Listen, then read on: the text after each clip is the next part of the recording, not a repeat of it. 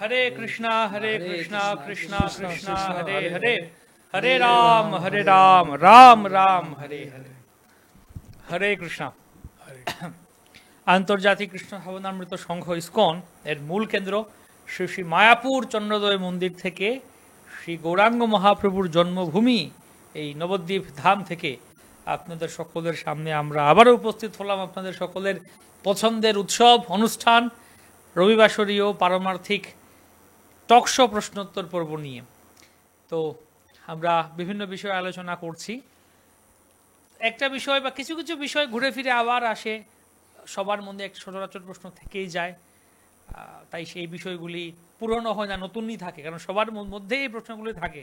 কিছুদিন পর পর আমরা আগে আলোচনা করেছি, আবার ওগুলো প্রশ্ন করেছেন, তাই কিছু কিছু বিষয় আমরা আবার রিপিট করছি। তো এরকম একটা টপিক যা আমরা আগেও আলোচনা করেছিলাম সেটা হচ্ছে কর্মতত্ত্ব। অনেক আমার মনে আছে আমরা আলোচনা করেছিলাম কয়েকটা এপিসোড, এবং কর্ম নিয়ে আপনারা অনেক প্রশ্ন করেছিলেন এবং মহারাজ ছিলেন এবং খুব সুন্দর আলোচনা হয়েছিল, খুব সবাই খুব প্রশংসা করেছিলেন। তো আজকেও আমরা সেই বিষয় নিয়ে আসছি, যেহেতু অনেকে এই বিষয়ে আবারও প্রশ্ন করছেন যে কর্মই ধর্ম নাকি ধর্মই কর্ম। কেউ বলেন যে আমরা তো কর্ম করি, আমরা তো গৃহস্থ বা গৃহে আছি, আমি আমার চাকরি করি, ব্যবসা করি, গৃহধর্ম পালন করি, আমার জন্য কর্মই ধর্ম। আবার সাধুরা বলেন না, আমরা ধর্ম করি, ধর্ম করতে হবে, ধর্মটাই হচ্ছে কর্ম। তো কোনটা ঠিক?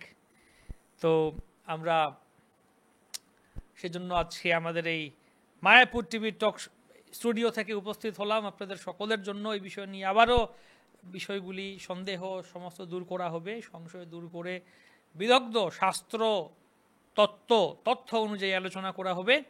আমরা আমাদের মধ্যে পাচ্ছি পরম পূজনীয় শ্রীপাদ কমলাবতী প্রভুকে আজকের বিশেষ অতিথি রূপে, যিনি আমাদেরকে আগেও আশীর্বাদ করেছিলেন, কৃপা করেছিলেন, সঙ্গ দিয়েছিলেন এই টকশোতে, অনেক অনেক গুরুত্বপূর্ণ কথা আমাদের শুনিয়েছিলেন।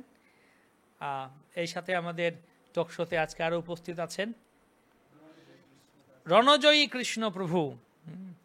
তো প্রভুও দীর্ঘদিন ধরে মায়াপুর ধামে আছেন এবং খুব সুন্দর সংকীর্তনে সেবা করছেন, গ্রন্থ প্রচার করছেন, এই ভগবত গীতা আদি সবার কাছে পৌঁছে দিচ্ছেন।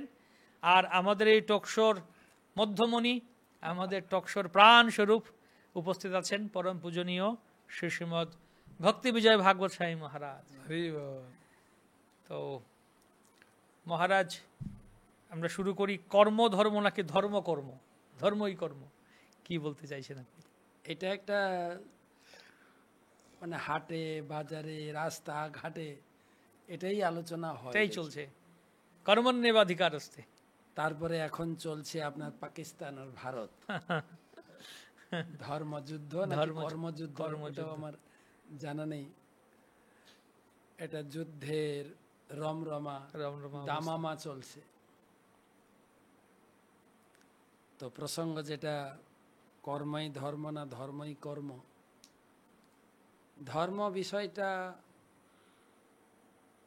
এটা একটা শাস্ত্র অনুমোদিত, স্মৃতি স্মৃতি পুরাণ আদি, তারপরে না পঞ্চরাত্রং বিধিং বিনা ঐকান্তিকী হরির ভক্তি উৎপাতাইব কল্পতে।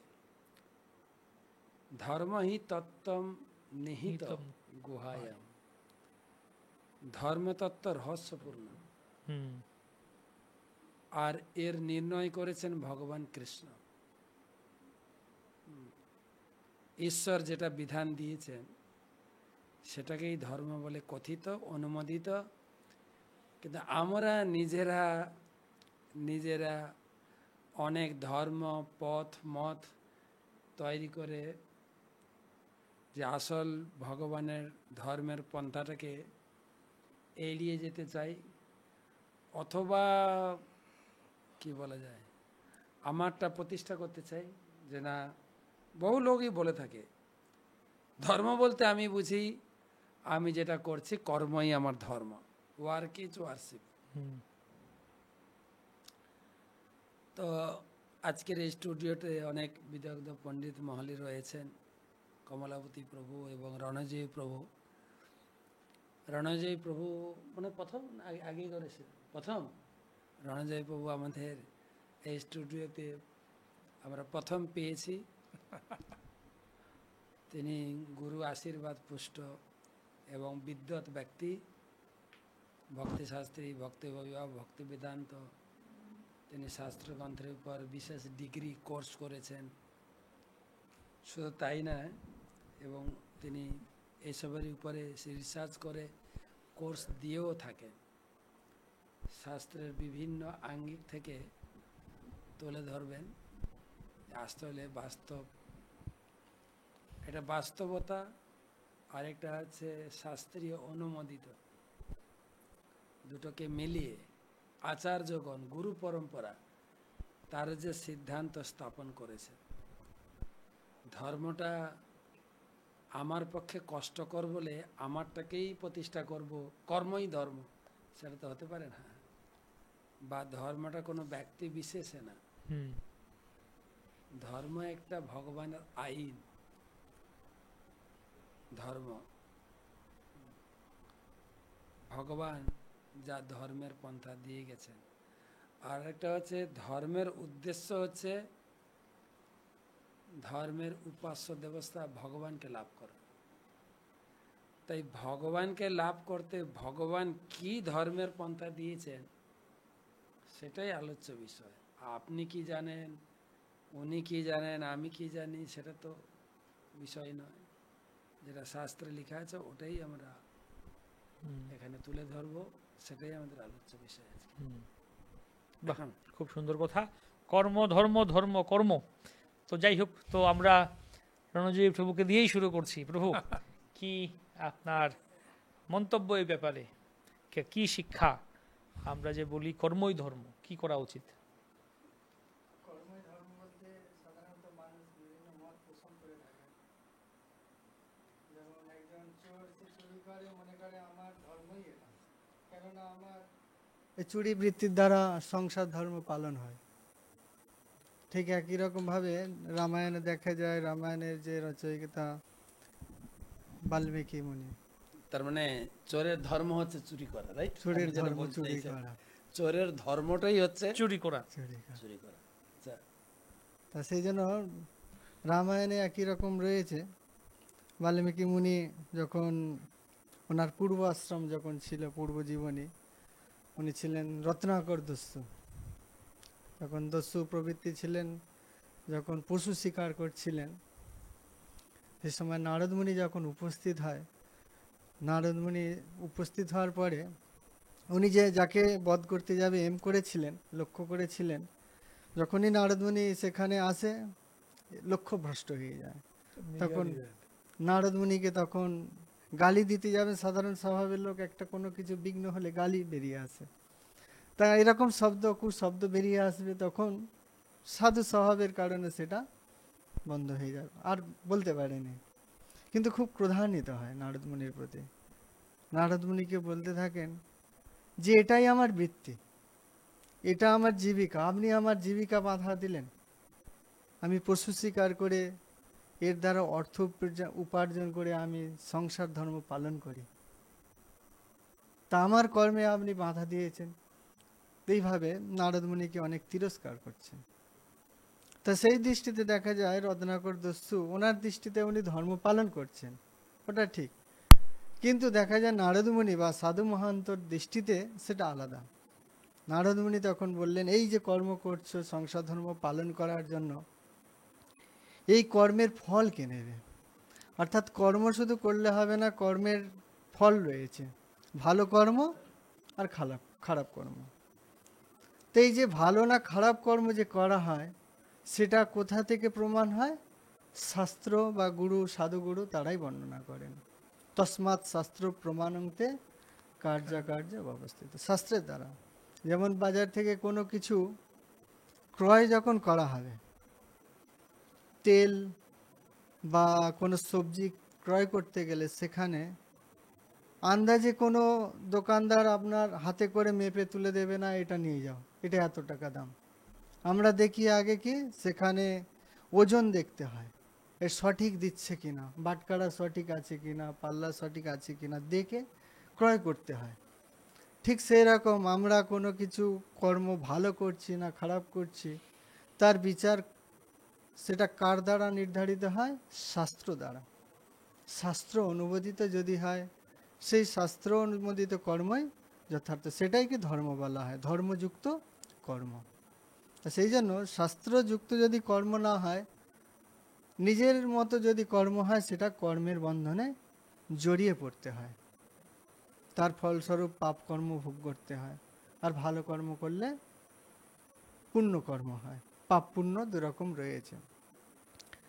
তো সেই জন্য পাপ এবং পুণ্য দুই কর্ম বিচার করে সেটা কোথা থেকে হবে, সাধুগুরু যেটা বলবেন, নারদ মুনির যে ভাবনা, এই কর্মটা করছেন, আপনার এটা পাপ কর্ম, তার ফলস্বরূপ আপনার এটা ভোগ করতে হবে। তারপরে পরিণতি কি হয়, গৃহেতে গিয়ে যখন জিজ্ঞাসা করলেন স্ত্রীকে, আপনি আমার পাপের ভাগ নেবেন? বলছেন, আমি কেন নেব, আপনার কর্তব্য আমাকে প্রতিপালন করা। যখন পুত্রকে জিজ্ঞাসা করছেন যে তোমার পড়াশোনার জন্য আমি এত কিছু ব্যবস্থা করছি, তুমি যা চাইছো সব কিছু নিয়ে আসছি, এই যে তার জন্য আমাকে পশু বলি দিতে হয়, পশু শিকার করে হত্যা করতে হয়, অনেক মানে খারাপ পথ, পাপমূলক কর্ম অবলম্বন করে আমাকে অর্থ উপার্জন করতে হয়। তো এই পাপের ফলস্বরূপ যে কর্ম যদি হয়, কোনো মানে কোনো যদি সাজা হয়, তার ফলস্বরূপ কি তুমি নেবে? ছেলেও অস্বীকার করাতে তখন তার সদ্বুদ্ধির উদয় হয়, তখন নারদ মুনির চরণে আত্মসমর্পণ হয়ে ধর্মযুক্ত কর্ম অর্থাৎ ভগবানের সেবায় পূর্ণরূপে নিয়োজিত হয়ে যায়। সেজন্য কর্ম রয়েছে, সেটা ধর্মের সঙ্গে যুক্ত হতে হবে, ধর্মযুক্ত কর্ম। খুব সুন্দর একটা কথা আপনি বললেন, শব্দ যে ধর্মযুক্ত কর্ম, কর্ম করতে হবে তো ধর্মযুক্ত কর্ম, গুরুত্বপূর্ণ একটা কথা বললেন। বাহ, আমরা সুন্দর শুনলাম। আমরা শ্রীপাদ কমলাপতি ঠাকুর কাছে আসবে একই বিষয় নিয়ে, যে আমি একজন, মনে করুন একজন ব্যক্তি খুব সৎ ব্যক্তি, সে বলছে আমি তো সৎ ব্যক্তি, আমি কাউকে ঠকাই না, মিথ্যে কথা বলি না, চুরি করি না, ষড়যন্ত্র করি না, আমি আমার কাজ করি, চাকরি করে ব্যবসা করি, আমি আমার যা টাকা পাই সংসার চালাচ্ছি, আমি এত মন্দিরেও যাই না, এত হ্যাঁ ঠাকুর আছেন আছে, কিন্তু আমি এত ভক্তিও করি না, ধর্ম করি না, আমি মনে করি আমি যা এই সৎপথে উপার্জন করছি, সংসার বাবা মাকে দেখছি, সন্তানদিকে সব দেখছি, এটাই আমার জন্য ধর্ম। তো তাকে কি বলবেন আপনি? আপনি যেটা বললেন এটা তো একদম প্র্যাকটিক্যাল ঘটনা আমার জীবনে ঘটেছে। একটা মাস্টারমশাই একদম ঠিক আপনার মতো, উনি বলেন আমি ক্লাসে ঠিক সময় আসি, ঠিক সময় চলে যাই, আমি আর একটু ডিউটিতে ফাঁকি দিই না, হ্যাঁ, এবং আমি বাড়িতে গিয়ে আমি খাওয়া দাওয়া করি, খাওয়া দাওয়া করে একটু ঘুরতে যাই, তারপরে সন্ধ্যেবেলা এসে আমার ছেলে মেয়েদেরকে পড়াই, পড়ানোর পরে আমি একটু টিভি দেখি, শুয়ে পড়ি, আবার সকালে উঠি, ঘুম থেকে উঠে আমি একটু মর্নিং ওয়াক করতে যাই, তারপরে করে এসে আমার স্কুলের সময় হয়ে যায়, খেয়ে দিয়ে চলে আসি। আমি কিন্তু কারো 1 টাকা নিই না, 1 টাকা মানি না, আমি ভগবানকে প্রণামও করি না, ভগবানের মন্দিরেও যাই না, এবং ভগবানকেও আমি 1 টাকা দিই না। আমি বললাম কেন? না আমি তো কোনো অন্যায় করছি না, যে না আমার কাছে ধর্ম হচ্ছে এইটাই, কর্মটাকেই আমি ধর্ম বলে মনে করি। আমি মনে করি কর্মই পূজা, কর্মই ধর্ম, কর্মই সব। হ্যাঁ, এমনকি আমার বাবা মাকেও আমি দেখি আমার এটা কর্ম। হ্যাঁ, আমি কারো 1 টাকা নিই না, মারি না, কোনো আমি অধর্ম কাজ করি না। আমি বললাম খুব ভালো। হ্যাঁ, তাহলে আপনি কর্মের গতি বুঝে নিয়েছেন? বলছে হ্যাঁ। আজ কর্মের গতি আপনি বুঝলেও ভগবানের সখা অর্জুন এই কর্মের গতি বুঝতে পারেনি, সেই জন্য বলছে গহনা কর্মনা গতি। হ্যাঁ, কর্মের গতিটা বোঝে এত কঠিন, ভগবান বললেন অর্জুনকে, তখন অর্জুনও তিনি আশ্চর্যান্বিত হয়ে গেছে। 4th অধ্যায় 17 নম্বর শ্লোকে সেখানে তো একদম স্পষ্টভাবে ভগবান অর্জুনকে বললেন, অর্জুন তখন বুঝতে পারলেন। তা এখন আপনি আমার কথা বুঝতে পারবেন কি জানি না, তবে আমি একটা ছোট্ট উদাহরণ দেবো মাস্টারমশাই, যদি আপনি বুঝতে চেষ্টা করবেন তাহলে আমি বলবো। আর যদি বলেন যে না আমি আমার চিন্তা ভাবনাতেই আছি, আমি কারো কথা শুনি না, তাহলে আর বলবো না। যদি আপনি বলেন যে আমি যেটা চিন্তা ভাবনা করছি এটা ঠিক না ভুল, আপনি আমাকে একটু বলুন, তাহলে আমি বলতে পারি। তার মাস্টারমশাই এই কথা শুনে খুব আনন্দ পেয়েছে, আনন্দ পেয়ে বলছে হ্যাঁ এটা ঠিক।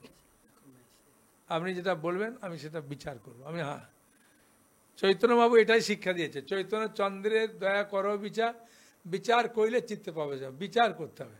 আমার কথাটা বলার পরে আমি তো দেখছি মতো বই বিক্রি করতে হয়, একটা মাস্টারকে বললে হবে না। তখন সব স্টাফদেরকে নিয়ে বললাম, দেখুন মাস্টারমশাই একটা সুন্দর প্রশ্ন করেছেন, আমি সেটা তাকে উত্তর দেওয়ার চেষ্টা করব, তা আপনারাও শুনুন, যদি আমার ভুল হয় আমাকে সংশোধন করবেন, হ্যাঁ, আর আমার যদি এটা ঠিক হয় তাহলে মাস্টারমশাইকে একটু সংশোধন করার জন্য বলবেন, হ্যাঁ। আর যারা মনে করছেন কর্মই ধর্ম, মাস্টারমশাইয়ের দলে আছেন, হ্যাঁ, তারাও শুনুন। এখন আমি শাস্ত্র যুক্তি দিয়ে চেষ্টা করব বোঝাবার। তখন সব মাস্টারমশাইয়ের একদম এসে উপস্থিত হয়ে গেছে। তখন আমি বললাম, আপনার বাড়িতে মাস্টারমশাই একটা কথা বলবো। বলছে বলুন। আমি বলছি, আপনি আগে কিসের টিচার বলুন। বলছে আমি ভূগোলের টিচার। আমি ভূগোলের টিচার, নতুন বই যখন স্কুল চালু হয় তখন নতুন বই দিয়েছে ফ্রিতে, আপনি নিজের বালিশে, হ্যাঁ, বুকটা একদম ভালো করে দিয়ে, নিজের একদম টেবিল ল্যাম্পটা সামনে রেখে, নিজের বিছানার গদিতে বসে, নিজের চশমাটা লাগিয়ে খুব সুন্দর হাতটা এরম করে দিয়ে পড়তে শুরু করেছেন। সবই আপনার। হঠাৎ কারেন্ট চলে গেল, আপনি দেখতে পাবেন? বলছে না। আমি কেন, আপনার চোখ আছে, চশমা আছে, হ্যাঁ, আপনার কাছে বই আছে, আপনি কেন দেখতে পাবেন না? না, আলোর অভাবে আপনি দেখতে পাচ্ছেন না। সব কিছু নিজের আছে, তবু দেখতে পাচ্ছেন না, আলোর অভাবে। ঠিক পারমার্থিক জ্ঞানের অভাবে আমরা এই তত্ত্বগুলো বুঝতে পারবো না, হ্যাঁ। পারমার্থিক জ্ঞান লাভ করার ফলেই, গীতা ভাগবত পড়লেই আমরা এই জ্ঞানগুলো পাবো, হ্যাঁ। তো মাস্টারমশাই আপনার বাড়িতে ইঁদুর আছে? তখন মাস্টারমশাই বলছে, না না না, এই একটা কথা দিয়ে আমাকে ঠকিয়ে দিলেন, যে চোখ আছে, চশমা আছে, সব আছে, আলোর অভাবে দেখতে পাচ্ছি না। পারমার্থিক জ্ঞানের অভাব ছাড়া ওই পারমার্থিক জিনিস বোঝা যাবে না। একটা কথা দিয়ে আমাকে আপনি দমিয়ে দিয়েছেন, আমি এখন আর বলছি না। তখন অন্য মাস্টাররা বলছে, থাকলে বলুন না। বলছে আছে মানে অনেক ইঁদুর আছে, ছোট ছোট লেংটি ইঁদুর প্রচুর আছে, হ্যাঁ। বিড়ালেও খেতে ধরতে পারছে না, জাঁতা কল নিচ্ছি তাও ধরতে পারছে না, খুব অত্যাচার করছে। আমি মাস্টারমশাই, ওই ইঁদুর আপনাকে প্রশ্ন করছে যে আমার 3টে প্রশ্ন আছে। তা রাত্রির 12টার সময় আপনি বললেন যে সবাই শুয়ে পড়লে আপনি আর আমি উত্তর দেব। তখন আপনি বললেন ঠিক। তখন সব মাস্টারমশাই বলছে, ইঁদুর প্রশ্ন করবে? আমি করবে প্রশ্ন। মাস্টারমশাই মানুষকে করবে না তো কাকে করবে প্রশ্ন? তখন মাস্টারমশাই বসে আছেন, আপনি 12টার সময় ইঁদুর হাত জোর করে বলছেন, আচ্ছা মাস্টারমশাই, আপনি স্কুলে যাচ্ছেন, আপনার বাড়িতে একটা সাইকেল আছে, আপনি সাইকেল নিয়ে স্কুলে যাচ্ছেন, হঠাৎ শুনলেন আপনার শাশুড়ি মা মারা গেছে। তা আপনি সাইকেলটা নিয়ে খুব তাড়াতাড়ি করে যাচ্ছেন, গিয়ে হেডমাস্টারকে বলছেন, আমার প্রিয় শাশুড়ি মা মারা গেছে, সেদিন আমি তাকে দাও করতে যাবো, আর ছেলে টেলে নেই, আমি তার একমাত্র জামাই, তো আমাকে 1 মাসের ছুটি দিয়ে দেন। তো মাস্টারমশাই বলছে, 1 মাসের ছুটি হয় না, আপনি এখন 5 দিন নেন, পরে 5 দিন নেবেন, 10 দিন নেন। বলে ঠিক আছে, তাতেই দেন। তো মাস্টারমশাই আপনি গেলেন না, তো আপনাকে বেতন দেবে? বলছে দেবে না, হ্যাঁ, আমার তো আগেকার পাওনা ছুটি আছে, ওখান থেকে নিচ্ছি, তো দেবে, আর তার বেতন দেবে, হ্যাঁ। বলছে আরেকটা প্রশ্ন আছে আমার স্যার। বলছে কী প্রশ্ন? না, আপনি স্কুলে এসেছেন, কিন্তু আপনার ছোট ছেলেটা শরীর খারাপ, আপনার স্ত্রী ফোন করে জানিয়েছেন, সেই জন্য আপনি স্কুলে থাকার পরেও আপনার স্কুলে মন নেই, মনটা আপনার স্কুলে নেই, হ্যাঁ, সবসময় চিন্তা করছেন, অথচ ক্লাসে যাচ্ছেন, পড়াচ্ছেন, কিন্তু মনটা আপনার এখানে পড়ে নেই, তো বেতন দেবে? বলছি কেন দেবে না, আমি প্রেজেন্ট আছি তো, মন না থাকলে কী হবে, টাকা দেবে। বলে বাহ, আচ্ছা মাস্টারমশাই আপনি আমাকে বলুন, আপনার কপালের যন্ত্রণা হচ্ছে হঠাৎ একটা পিরিয়ড করার পরে, তা মাস্টারমশাই, হেডমাস্টারমশাই বলেন সিক রুমে গিয়ে আপনি বিশ্রাম নেন। তা আপনি সিক রুমে বিশ্রাম সারাদিনই নিয়ে নেন, তো বেতন দেবে? বলছে হ্যাঁ, দেবে না কেন, আমি তো সই করেছি, বেতন তো দেবেই। বলছে ও, 3টেতেই বেতন দেবে? বলছে হ্যাঁ। বলছে মাস্টারমশাই, আমি আপনার ঘরে জন্ম নিয়েছি, আমি আপনার ঘরের অতিথি, গৃহস্থের একটা অতিথি সেবা কর্তব্য। আমি যখন একটা চালের বস্তা কাটি, একটু একটু করে কাটি, চারদিকে তাকাতে হয়, রাত্রির জেগে আমাকে কর্ম করতে হয়, হ্যাঁ, আমি তো আর ধান চাষ করতে পারবো না, আমাকে পরের বাড়ি নিয়েই খেতে হয়, কিন্তু আমি সৎভাবেই বস্তাটা আস্তে আস্তে কাটি, যাতে কারো অসুবিধে না হয়। তাই থেকে চাল একটা একটা করে নিয়ে আমার গর্তে রাখি। হ্যাঁ, তা আমি তো কর্ম করছি, আমার তো রাত্রিই কর্ম। আপনার দিনে কর্ম, আমার রাত্রিই কর্ম। আমার দিনের বেলা বেরোতে পারবো কী করে? হ্যাঁ, বেরোতে পারবো। তাহলে আমিও তো কর্ম করছি। যতক্ষণ না ওই সুতো ছিঁড়ছি ততক্ষণ চাল পাবো না। আর সব দিকে দেখাতে হচ্ছে সচেতন। আমার কপালে যন্ত্রণা করলেও আমাকে কেউ খেতে দেবে না, তা আমাকে তো পরিশ্রম করে খেতে হচ্ছে না। তাহলে আমি কর্ম করছি, আপনিও কর্ম করছেন। আমার যেটা কর্ম ধর্ম অনুযায়ী আমার কারো কাছ থেকে নিয়েই খেতে হবে, এটাই আমার জীবনের ধর্ম। আমি তো আর রোজগার করে খেতে পারবো না, চাষ করে খেতে পারবো না। তাহলে আমিও ধর্ম অনুযায়ী কর্ম করছি, আপনিও ধর্ম অনুযায়ী স্কুলে গিয়ে পড়াচ্ছেন, এ করছেন। তাহলে আপনি কেন আমাকে মারেন? কেন আমাকে ধরার জন্য জাঁতাকল রেখেছেন? কেন ইঁদুর রেখেছেন? আপনি বলুন মাস্টারমশাই। হ্যাঁ, তখন মাস্টারমশাইরা সব শুনে অবাক। আমি তখন বললাম, মাস্টারমশাই দেখুন, এই যে ধর্ম আর এই কর্ম, এই দুটো জিনিস অঙ্গাঙ্গিভাবে জড়িত, একটা অপরকে কখনো ত্যাগ করা যাবে না। আগুনের ধর্ম কি? তাপ আর আলো দেওয়া। জলের ধর্ম নিম্নগামী এবং তরলতা। হ্যাঁ, সেরকম মানুষের ধর্ম হচ্ছে কি? শাস্ত্র অনুযায়ী কর্ম করা। আর সেটাই হচ্ছে ধর্ম আর কর্ম, আর সেটাই অঙ্গাঙ্গিভাবে জড়িত। ভগবান কৃষ্ণ অর্জুনকে বললেন, হ্যাঁ, যে আমারকে চিন্তা করে আমার কথা অনুযায়ী তুমি যুদ্ধ করো। হ্যাঁ, আমার একটা খুব সুন্দর শ্লোক আছে না, যে আমাকে স্মরণ করে যুদ্ধ করো। মাম অনুস্মর যুদ্ধ চ। হ্যাঁ, মাম অনুস্মর যুদ্ধ চ। মাম অনুস্মর যুদ্ধ চ, আমাকে স্মরণ করে যুদ্ধ করো, এটাই তো ধর্ম। তাই আমরা যে কর্ম করছি, হ্যাঁ, শাস্ত্র অনুযায়ী ধর্মকে কেন্দ্র করে নিয়ে যখন আমরা কর্মপথে চলবো, তখনই আমাদের ধর্ম উপকৃত হবে, কর্ম উপকৃত হবে, এবং মানব জীবনের উদ্দেশ্যও হবে। সেটা ভগবান কৃষ্ণ গীতার মাধ্যমে আমাদেরকে খুব সুন্দরভাবে শেখাচ্ছে। তাই আমরা যখন গীতা পড়ব, তখন আমরা এই জ্ঞানগুলো খুব সুন্দরভাবে উপলব্ধি করতে পারবো। তখন মাস্টারমশাইরা সবাই শুনে খুশি হলো না? হ্যাঁ, প্রত্যেকে একটা না একটা বই নিয়েছে, যে কোনো একটা একটা, খুব আনন্দ পেয়েছে। বাহ, খুব সুন্দর। আমরা শুনলাম কর্ম ধর্ম সম্বন্ধে প্রভু সুন্দর কিভাবে উনি প্রচার করলেন একজন মাস্টার মশাইয়ের কাছে, সুন্দর করে বললেন। তো আমরা আরেকটা প্রশ্ন জিজ্ঞেস এই রণজীব প্রভুকে। আমরা শুনলাম প্রভু গীতায় ভগবান বলছেন কর্ম, আবার অকর্ম, আবার বিকর্ম, তিনটে জিনিস। এগুলো একটু যদি বলুন, কি তিনটে জিনিস? তিনটি বিষয় রয়েছে কর্মের। কর্ম বলতে সাধারণত বোঝায় শাস্ত্রযুক্ত কর্ম, আচ্ছা, শাস্ত্র অনুসারে যে কর্ম করা হয়। অকর্ম বলতে বোঝায় যেটা ভগবান কৃষ্ণের প্রীতিবিধানের জন্য, ভগবানকে যে সন্তুষ্ট করার জন্য যে কর্ম করা হয়, সেটাকে অকর্ম বলা হয়। আর তাহলে শাস্ত্র যেটা কর্ম, যেটা শাস্ত্র অনুযায়ী বিধান অনুযায়ী কর্ম, ওটা কি ভগবানের প্রতিবিধানের হবে না? শাস্ত্র অনুসারে কর্ম পূর্ণরূপে প্রীতিবিধানের জন্য হয় না, কিছু সেখানে চাওয়া পাওয়া থাকে।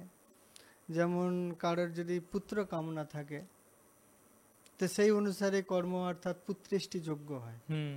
কিছু কামনার অর্থে, নিজের চাহিদা পূরণের অর্থে ভগবানের যখন কোনো সেবা করা হয়, শাস্ত্র অনুসারে কোনো যজ্ঞ বা কোনো কর্ম করা হয়, সেটাকে বলা হয় কর্ম, নিজের চাহিদা পূরণ। অর্থাৎ শাস্ত্র মতে করছে, কিন্তু নিজের ফলাকাঙ্ক্ষা, নিজে ভোগ করার জন্য করছে।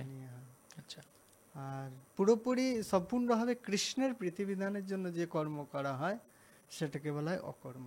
অকর্ম, বাহ, খুব সুন্দর। আর বিকর্ম হচ্ছে শাস্ত্র বিরুদ্ধ যে কর্ম করা হয়, শাস্ত্রে যেটা বলা হয়নি সেই রকম কোনো কর্ম। যেমন জগাই মাদাই দেখতেন, শাস্ত্র পড়তেন, পড়ে দেখতেন কোন কর্মটা করা হয়নি, অর্থাৎ বিকর্ম, শাস্ত্র বিরুদ্ধ কোন কর্ম করা হয়নি। তো সেই রকম দেখে দেখে শাস্ত্র বিরুদ্ধ কর্মগুলো করতেন। তো এইরকম তা তিন রকম কর্ম রয়েছে, কর্ম, অকর্ম, বিকর্ম। তবে তিন রকম কর্মের তিন রকম ফলও রয়েছে। যদি শাস্ত্র অনুসারে যদি কোনো কর্ম করা হয়, তার ফলস্বরূপ কি হয়? পুণ্য লাভ হয়। পুণ্য লাভ হবে, পুণ্য লাভ হয়, স্বর্গ লাভ, পুণ্য হলে স্বর্গ যাব। হ্যাঁ, স্বর্গ সুখ আদি পুণ্য লাভ হয়। আর ভগবান কৃষ্ণের প্রীতিবিধানের জন্য যদি কোনো কর্ম লাভ হয়, কর্ম করা হয়, তাহলে সেখানে কি হয়, পাপ এবং পুণ্য কোনোটাই থাকে না, সুকৃতি অর্থাৎ ভগবানের ধাম লাভ করে, সেটা এই জগতের ঊর্ধ্বে যেটা সুকৃতি। সুকৃতি লাভ করে। আর যেটা শাস্ত্র বহির্ভূত কর্ম সেটাকে বলা হয় পাপ কর্ম, যার ফলস্বরূপ বিভিন্ন রকম দুঃখ ভোগ করতে হয়। যেমন বর্তমানে পাপের মাত্রা অতিরিক্ত হওয়ার কারণে কি হয়, সারা পৃথিবীর যুদ্ধ, তারপরে ত্রিতাপ প্রাকৃতিক কষ্ট, দুর্যোগ আদি, দুর্যোগ আদি, ওর তাপমাত্রা বৃদ্ধি আদি বিভিন্ন কষ্ট মানুষ জর্জরিত হচ্ছে। তা যদি প্রশ্ন করা হয় এত দিনের পর দিন এত গরম বৃদ্ধি হয় কেন, অনেকে অনেক প্রশ্ন করে, যে আগে এত গরম ছিল না। তা সাধারণ লোক মনে করে কি এত গরম হওয়ার কারণ সূর্য কাছে চলে এসছে। সূর্য কাছে চলে হ্যাঁ, এসে। সূর্য কাছে চলে এসছে। বৈজ্ঞানিক দৃষ্টিভঙ্গিতে যদি চিন্তা করা হয় এত গরম হওয়ার কারণ কি, বৈজ্ঞানিক চিন্তা ভাবনা করে দেখছেন সেখানে আকাশের মধ্যে একটা লেয়ার আস্তরণ পড়ে গেছে, যার কারণে তাপ এখানে আসছে কিন্তু ব্যাক হয়ে ফিরে যেতে পারছে না, যার জন্য তাপমাত্রা বৃদ্ধি, ওজোন স্তর বৃদ্ধি। ওজোন স্তর বৃদ্ধি পাচ্ছে। বৈজ্ঞানিক চিন্তা ভাবনা। শাস্ত্র অনুসারে যদি দেখা যায় এত তাপ বৃদ্ধি হওয়ার কারণ কি, ত্রিতাপ দুঃখ। শাস্ত্র অনুসারে বলছেন 3 রকমের তাপ রয়েছে, আদি ভৌতিক, আদি দৈবিক, আধ্যাত্মিক। এই ত্রিতাপ দুঃখের মধ্যে এটা একটা আদি দৈবিক, দেবতাদের দ্বারা অতিরিক্ত তাপ প্রদান করা।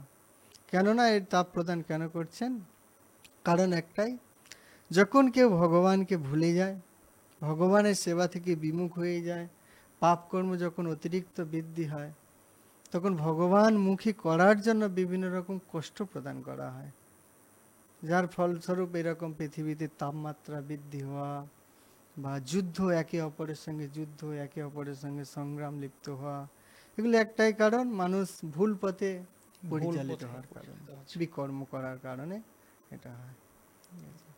হরে কৃষ্ণ। খুব সুন্দর কথা বললেন তো। আমাদের 3টে কথা, কর্ম, অকর্ম, বিকর্ম। অনেকে বলে তুই অকর্মা, কোনো কর্ম করিস না, অকর্মা কোথাকার। কিন্তু আসলে দেখতে পাই আমরা যেটা বললেন যে অকর্মা মানে আরো কত মহান, শুদ্ধ ভক্তরা অকর্মা নাকি। একটা কুকুর আর ফকিরের প্রশ্ন উত্তর পড়ছি। বাহ, ফকির রাস্তায় হাঁটছিল, ভিক্ষা করছিল, তো একটা কুকুর এসে ঘেউ ঘেউ করছে, এই কুকুর থাম, তোর স্বভাবটা খারাপ, কমপক্ষে তোর 3টে স্বভাব খুব খারাপ। তখন কুকুর বলছে কি কি কি বলতে চাইছো কি তুমি? তখন ফকির বলছে, তুই দেওয়াল দেখলে প্রস্রাব করিস, নিচে প্রস্রাব করিস না, দেওয়ালে প্রস্রাব করিস, আর ভিখারি দেখলে ঘেউ ঘেউ করিস, আর রাত্রে লোককে ঘুমাতে দিস না, ঘেউ ঘেউ করিস। কুকুর কিন্তু ধর্মের কথা শোনালো। কুকুর বলছে, এটা হচ্ছে ভারত ভূমি, ভারত ভূমির লোকেরা ধর্মপ্রাণ।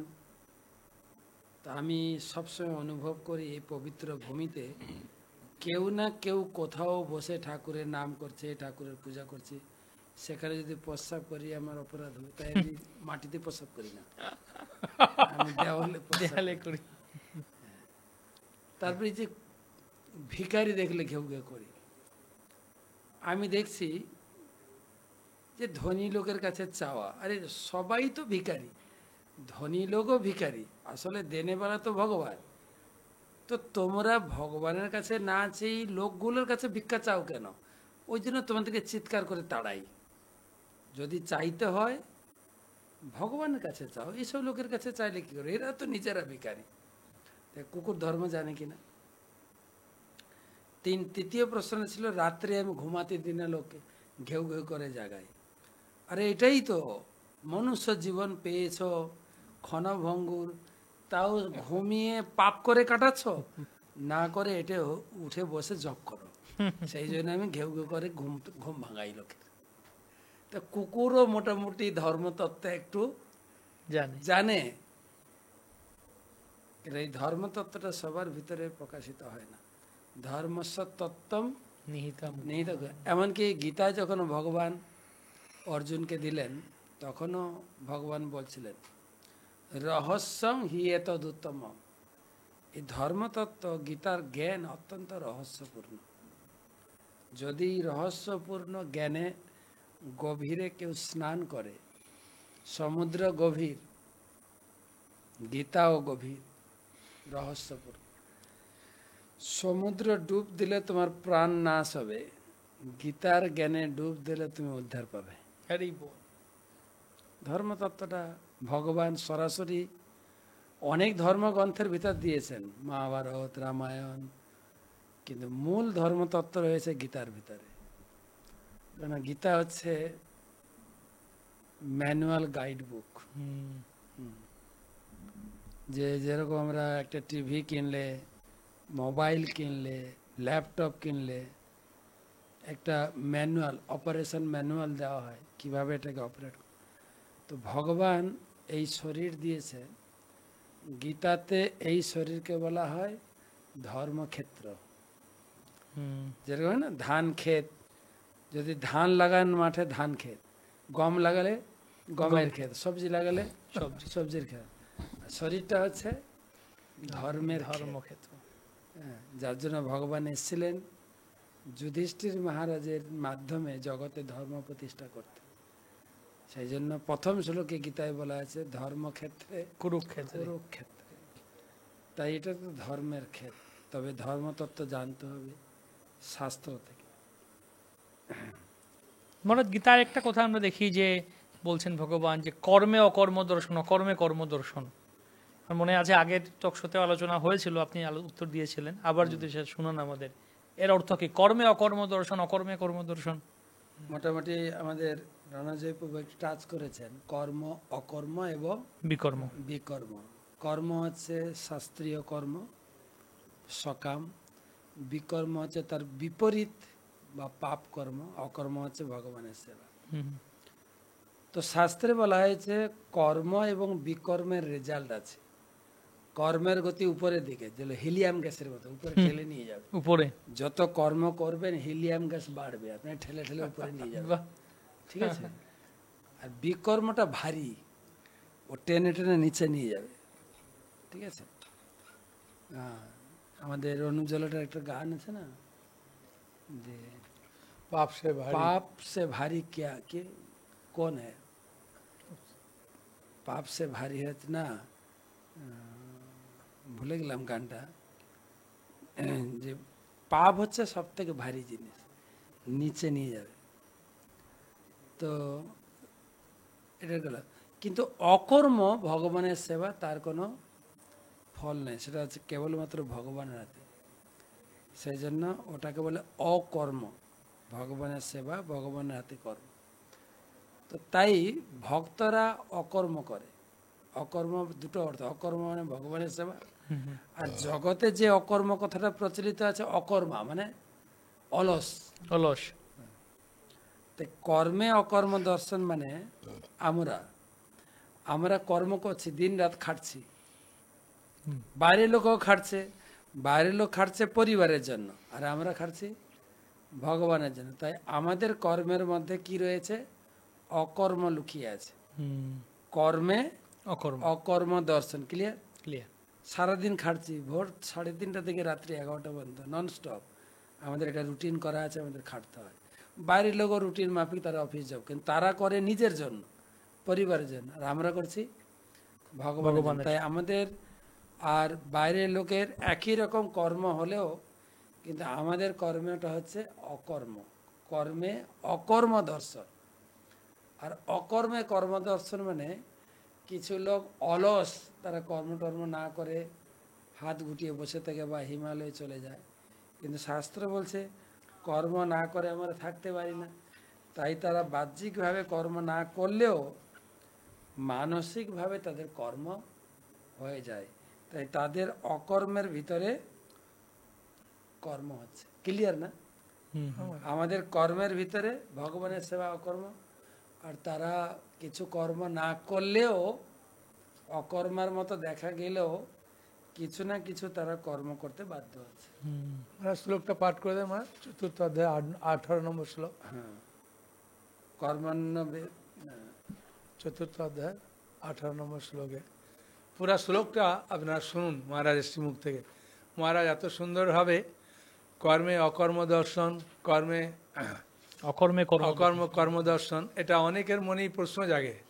তো মহারাজ একদম খুব সুন্দরভাবে ক্লিয়ার করে দিলেন। আপনারা বই প্রবাদে গীতা পড়লেও বুঝতে পারবেন। কর্মণ্য কর্ম য পশ্চেত কর্মণি চ কর্ম য সবুদ্ধিমান মনুষ্যেষু সযুক্ত কৃষ্ণ কর্মকৃত। যিনি কর্মে অকর্ম দর্শন, যেটা আমরা করছি, অকর্মে কর্ম দর্শন, তিনি মানুষের মধ্যে অত্যন্ত বুদ্ধিমান। অত্যন্ত বুদ্ধিমান। বাহ, তো যারা যারা অত্যন্ত বুদ্ধিমান, তো তার মানে যারা দেখতে পাই ডাক্তার, ইঞ্জিনিয়ার, ব্যারিস্টার, পিএইচডি, বিজ্ঞানী, রকেট বানিয়েছেন, মিসাইল বানিয়েছেন, কিন্তু তারা এই কর্মে অকর্ম দর্শন করতে পারছেন না, অকর্মে কর্ম দর্শন করতে পারছেন না। তো এখানে বলছেন যারা এটা করতে পারছেন তারাই বুদ্ধিমান, যারা এটা করতে পারছেন না কিন্তু আবার বিজ্ঞানী, সায়েন্টিস্ট, ডাক্তার, ইঞ্জিনিয়ার, তারা কি বুদ্ধিমান নন?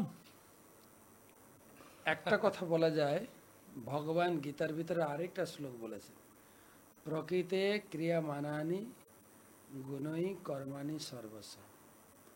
ভগবান বলছেন আমি তোমাকে সৃষ্টি করেছি, আমি তোমাকে পালন করছি, আমি তোমাকে ধারণ করছি, কিন্তু আমরা অজ্ঞানবশত বলছি আমি আমার পরিবার চালাচ্ছি, আমি আমার দেশ চালাচ্ছি।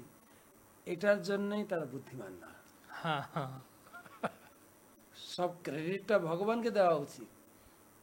যেহেতু আমরা ক্রেডিটটা নিজে নিচ্ছি, সেই জন্য তাকে, আমি গত কয়েকদিন আগে ক্লাসে একটা কাহিনী বলছিলাম যে একটা লোক, একটা ধনী লোক বারান্দায় বসে আছেন, দেখছেন নিচে যেখানে এঁঠো পাতা ফেলা হয় না, কি বলে, গার্বেজ বা যাই বলে, সেখানে কয়েকটা গরিব বাচ্চা পশুর সঙ্গে লড়াই করে অন্ন কুড়িয়ে কুড়িয়ে খাচ্ছে। দেখা যায় এরকম সিন কোথাও কোথাও। তখন ধনী লোকটার চোখে জল এসে গেছে, এতটাই গরিব, পশুর সঙ্গে লড়াই করে খেতে হয়। হে ভগবান, তোমার কি দয়া, ওই রকম গরিব আমাকে বানাওনি।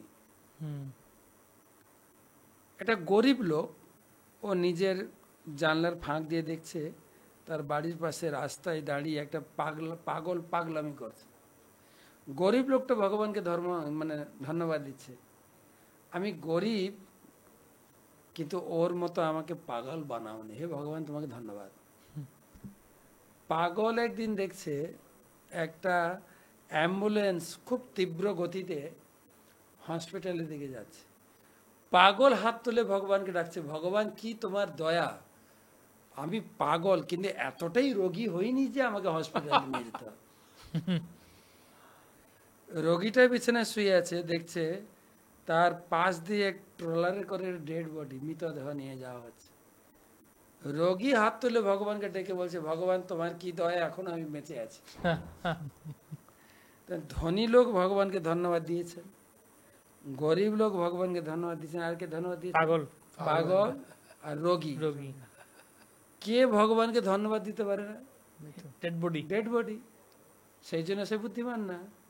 আপনার কথার উত্তর হচ্ছে ওইটাই। আচ্ছা, হতে পারে বৈজ্ঞানিক, হতে পারে বিভিন্ন স্কলার, কিন্তু যে ক্রেডিট, যার এখানেই সবকিছু নিয়ে সৃষ্টি করেছেন, পালন করছেন, পোষণ করছেন, তাকে যে ধন্যবাদ না দিয়ে নিজে ক্রেডিট নিতে চায়, ওখানে গীতায় বলছেন সে একটা মূঢ়, সে বুদ্ধিমান নয়। সেই জন্য বুদ্ধিমান বলা হয়েছে তাকে, যিনি সমস্ত ক্রেডিট ভগবানকে, স্রষ্টাকে দিতে পারে। স্রষ্টার নির্দেশ অনুযায়ী আমাদের স্রষ্টা আমাদের শরীরটা বানিয়েছেন। বৈজ্ঞানিক তার গর্ব করতে পারে, কিন্তু বৈজ্ঞানিকের ব্রেনটা বানিয়েছেন কিন্তু ভগবান। সেজন্য ভগবানকে ক্রেডিট দিতে শিখুন। আর ভগবান যে ধর্মের আইন ভগবান সেটিং করেছেন, সেটাই মেনে চলার চেষ্টা করুন। বাহ, সুন্দর। মহারাজ একদম অকাট্য যুক্তি প্রদান করলেন আমাদের কাছে যে বুদ্ধিমান, আসল বুদ্ধিমানকে ক্রেডিট ভগবানের কাছে দেওয়া উচিত, যদি নিজে ক্রেডিট নিতে চাই তাহলে আমরা মূঢ় হয়ে গেলাম। সে যেই ক্রেডিট হোক, ছোট ক্রেডিট হোক বা বড় ক্রেডিট হোক। খুব সুন্দর। তো এখন কথাবার্তা চলছে, যুদ্ধ আদি চলছে, ক্রেডিট কে নেবে সেটা নিয়ে এটা একটা ব্যাপার চলছে, কার ক্রেডিট। যাই হোক, তো আমরা অনেকটা বিষয় আলোচনা করছি, আমরা এগিয়ে যাই। তো এখন যারা আমরা যত ঠিক আছে আমরা বলছি তারা বুদ্ধি নেই, কিন্তু দেখতে পাই বা আমাদের ভক্তরাও যখন আমরা গ্রন্থ প্রচার করা বা আশা করি কমলাপতি প্রণজি প্রভু আপনারা অনেক অভিজ্ঞতা করেছেন, মানুষের কাছে গেছে, অনেক অনেক কিছু বলে, তো এরকম বলে যে আমরা এত কাজ করি, আমরা সকাল থেকে উঠে আমাদের এত পরিশ্রম, এত কাজ করি, অফিসে যাও, আদালতে যাও, আমাদের ব্যবসা করো, সংসার চালাও, টাকা রোজগার করি, আর তোমরা সাধুরা চলে এসো, তোমরা কোনো কাজ করো না, কিছু করো না, তোমরা মঠে মন্দিরে থাকো, আমাদের উপর অন্যের কাছ থেকে ভিক্ষা করো, অন্যের টাকা নিয়ে খাও, পরজীবী পরগাছা, ঠিক কিনা? আমরা কর্ম করছি, তোমরা কোনো কর্ম করো, গিয়ে যাও, এখনো তোমাদের বয়স আছে, এখনো শক্তি আছে, গিয়ে নিজের উপার্জন করো। তাহলে কি বলা যায়? আসলে ব্যাপারটা হচ্ছে কি, এরকম প্রশ্ন প্রচুর মানুষ করে, প্রচুর মানুষ। তখন আমরা হাসতে হাসতে বলি, বিশেষ করে আমি বলি, তাহলে আপনি কেন এত কর্ম করছেন, এত বোকার মতো আছেন কেন? চালাক হয়ে যান আমাদের মতো, আমাদের আশ্রমে চলে আসুন, তাহলে আপনাকে কাজ করতে হবে না, আপনি করবেন। হ্যাঁ, আসলে বাইরের কাজ মানুষের দৃষ্টিতে মনে করে যে সাধুরা পরিশ্রম করে না। আসলে পরিশ্রমের ভাগ আছে, বুঝেছেন? পরিশ্রমের ভাগ আছে। এই সরকার চালাতে গেলে যেমন একটা পুলিশ দরকার আছে, হ্যাঁ, পুলিশি ব্যবস্থা। এই সরকার চালাতে যান তাহলে উকিলেরও দরকার আছে, একটা ম্যাথরের দরকার আছে, একটা ঝাড়ুদারের দরকার আছে, হ্যাঁ, একটা ডাক্তারের দরকার আছে, ইঞ্জিনিয়ার দরকার, সবার দরকার আছে। তারা প্রয়োজন মতো তারা তাদের কাজ করছে। এখন যদি বলবেন যে একটা ঝাড়ুদার তো রাস্তায় খুব পরিশ্রম করছে, একটা উকিল তো চুপ করে ড্রেস পরে সে কথা বিক্রি করে খাচ্ছে, শুধু তার হাতে পরিশ্রম করছে না, ওর পরিশ্রম ওইটা আর ওর পরিশ্রম এইটা, সবাই ভাগ আলাদা আলাদা আছে। এই জগতে সাধুর ভাগ আছে সাধারণ মানুষকে উপদেশ দেওয়া, হ্যাঁ, সৎ বুদ্ধি দান করার জন্য এই জগতে সাধুর কাজ এটা। হ্যাঁ, সে সাধু পরিশ্রম করে না, কিছু না, ঠিকই। একটা মানুষ বাড়ি করতে তার কত কষ্ট, আর মন্দির দেখুন কত মানে হচ্ছে, তার সাধু তো কাজ করে, তারা টাকা পাচ্ছে কোথায়? না, যারা সাধুদের কাছে বুদ্ধি নিতে আসে তারা উকিলের মতো তারা চায় ওরা, তাদেরকে আপনাদেরকে খুশি মনে দেয়, সন্তুষ্ট হয়। হ্যাঁ, সেই জন্যে আমরা বলি, দেখুন সাধু হওয়াটা আপনি যে বলছেন, আমাদের ভোর 4টায় উঠতে হয়, 4টের আগে উঠতে হয়, 4:30 মঙ্গল আরতি করতে হয়, তার হরিনাম করতে হয়, তারপর ভাগবত ক্লাস করতে হয়। হ্যাঁ, তারপরে যে যার অফিসে কাজ আছে, যার যেটা অথরিটি কাজ দিয়েছে। হ্যাঁ, আমাদেরও বাথরুম পরিষ্কার করেছি, আমরা ট্রেন পরিষ্কার করেছি, হ্যাঁ, রাস্তা ঝাড়ু দিয়েছি, মন্দিরে এলেও আমাদের এগুলো করছি। তা ব্যাপারটা হচ্ছে মানুষ সাধারণত বুঝতে পারে না, তারপরে যখন এখানে সে থাকার পরে বুঝতে পারে, ভাই রে, আমার বাড়িতে তো আমি অনেক কিছু করতে পারি, এখানে তো কিছু স্বাধীন করা যায় না স্বাধীনভাবে, এখানে সব কিছু একদম আন্ডারে করতে হয়। হ্যাঁ, খাওয়া দাওয়া ঘুমানো সব একদম নির্দিষ্ট মতো। হ্যাঁ, তখন তারা বুঝতে পারে। এখন ব্যাপারটা হচ্ছে কি, সাধারণ মানুষের একটা ধর্মের প্রতি এমনিতে অনীহা আছে, ও ধর্ম আমি করবো না। আরে ভাই, ধর্ম ছাড়া তুমি থাকতে পারবে না, তোমার খিদে পেলেও তোমাকে খেতে হবে, তোমার পেট তোমার চোদ্দ করে, সে ধর্ম তোমাকে মানতে হবে।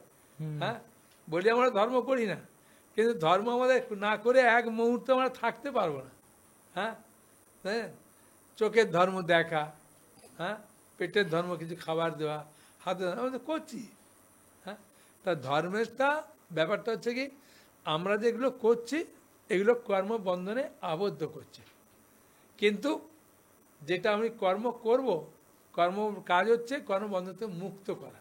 হ্যাঁ, একটা ছোট্ট উদাহরণ দিয়ে আমার আজকে বক্তব্য শেষ করব। খুব সুন্দর একটা কাহিনী।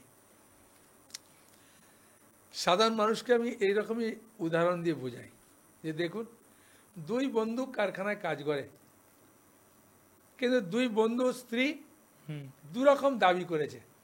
একজনের স্ত্রী তার স্বামীর কাছে বলেছে যে দেখো, আমি আমার বোনের বাড়ি যাব, দার্জিলিংয়ে বেড়াতে যাব দুর্গা পূজার ছুটিতে, সেখানে গিয়ে ঝর্ণায় স্নান করব, হোটেলে থাকবো, খাবো, ঘুরবো, বিভিন্ন পিকচার তুলবো, সিনসিয়ারি দেখবো, হ্যাঁ, এক সপ্তাহ ওখানে থাকবো। হ্যাঁ, তার জন্যে আমাদের কিছু টাকা লাগবে। হ্যাঁ, তখন ওর স্বামী বলছে দেখো, কারখানার অবস্থা ভালো না, তুমি এত টাকা দাবি করছো, তা এরমভাবে এক সপ্তাহ কত খরচা দার্জিলিং মতো থাকতে জায়গা। হ্যাঁ, তখন ওর স্ত্রী কী করেছে, এমন রেগে গেছে, তো টিফিন নিয়ে আর আসেনি, টিফিন ছাড়াই পালিয়ে এসছে। আর একজনের স্ত্রী তার স্বামীকে বলছে যে এক সপ্তাহের জন্যে আমরা মায়াপুর যাব, গঙ্গায় স্নান করব, প্রসাদ পাবো, ওখানে গেস্ট হাউসে থাকবো, ঘুরবো, সব কিছু সুন্দরভাবে ফটো তুলবো। হ্যাঁ, তখন ওর স্বামী ওকে বলছে জানো, ইস্কনের গেস্ট হাউসে থাকতে গেলে কত টাকা খরচা, কত টাকা খাওয়া দাওয়ার খরচা, এক সপ্তাহ থাকা মানে কত টাকা লাগবে। হ্যাঁ, তেমন বলেছে, ও টিফিন নিয়ে আসেনি। তা দুই বন্ধু টিফিন না নিয়ে আসার ফলে, হ্যাঁ, একটা দোকানে যাচ্ছে, কিছু খাওয়া দাওয়া করবে। তখন বলছে কী রে, টিফিন আনিস? বলছে না, আজকে এরকম হয়েছে। বলছে আরে আমার স্ত্রী তো এরকম বলেছে। তা দুজনে খাওয়া দাওয়া করে মন মেয়াদ ভালো নেই, যে বাড়িতে স্ত্রী যদি রাগ করে থাকে এটা খারাপ। তা আসছে, হঠাৎ কোম্পানি ম্যানেজার বলছে শোনো, আমাদের কোম্পানি মাত্র 24 দিনের জন্য একটা অফার দিয়েছে, 2 ঘন্টা কাজ করলে 4 ঘন্টার পয়সা, আর এতে মাত্র 12 জনকে আমরা সিলেক্ট করব।